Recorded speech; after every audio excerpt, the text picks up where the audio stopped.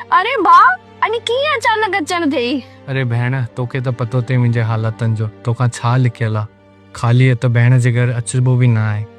अॼु दिलि न मञियो त मां ॾिठो भेण खां मिली अचो। भाउ तो सुठो कयो अची वएं, पर हिकिड़ी ॻाल्हि मुंहिंजी ॿुध।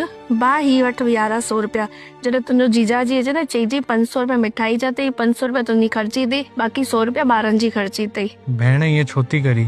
जीजाजी खां ग़लति ॻाल्हाइण सही न आहे। मूं वटि अगरि पैसा न आहिनि त मां छा पंहिंजी भेण खां मिली बि नथो सघां? न भाउ कोई ॻाल्हि कोन्हे, तूं और मां अलॻि थोड़ी न आहियूं। ठीकु आहे, जीअं तूं चई थी मां कयां थो, लेकिन मुंहिंजे हिसाब सां भेण जा पैसा करणु सही न आहे। रुको जरा। ॿियो साले साहब कहिड़ा हाल चाल आहिनि? बस जीजा जी सभु ठीकु आहे, आशीर्वाद आहे तव्हांजो। तव्हां ॿुधायो कहिड़ा हाल चाल? ॿियो अॼु एतिरे ॾींहंनि खां पोइ कीअं अचण थियो?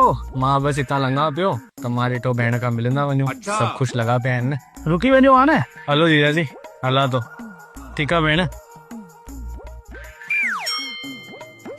शाबाश बेटा। वटि 100 रुपया ख़र्ची, मां हलां थो। शाबाश बेटा।